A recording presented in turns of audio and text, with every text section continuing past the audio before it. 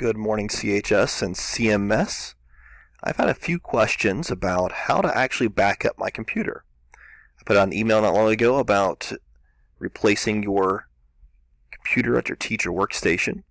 So I thought it would be important to make sure that you understand what to back up and what not to back up. And there's a few things that you could do to do this. So this is my cluttered up screen here in front of you. And I have these icons here on my desktop, documents and so forth, that I probably want to save and put someplace else. And basically on your computer, your teacher station, there's probably two places you've saved documents to that we need to move. One is your desktop, one is your download section. Now you're probably thinking, but I have a ton of information in my documents folder. Well, you don't have to save that. In your documents location, right here, if you click on here, all of this information here should be saved in your PC and your network drive right here. It'll say Zeus staff. It's a network drive that's on the server. This will map back to you, so you don't have to move any of this. This will be saved back for you again when you get the new computer. So you get all of your files.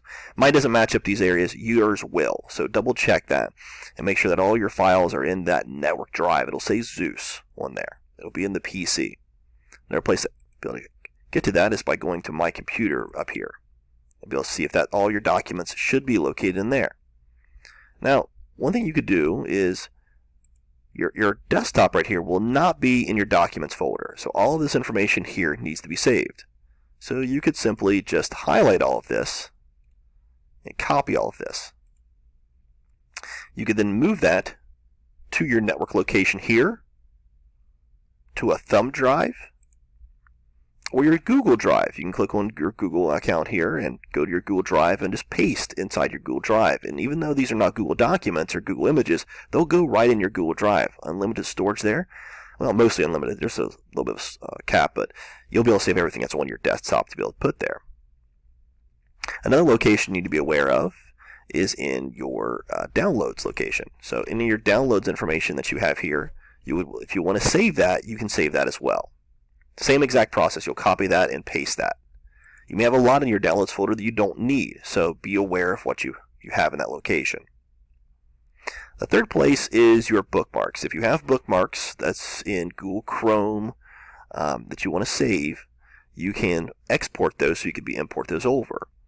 There's a few things you could do here and a few things that Google does for you. So here in your Google Drive here, you have your bookmarks located here.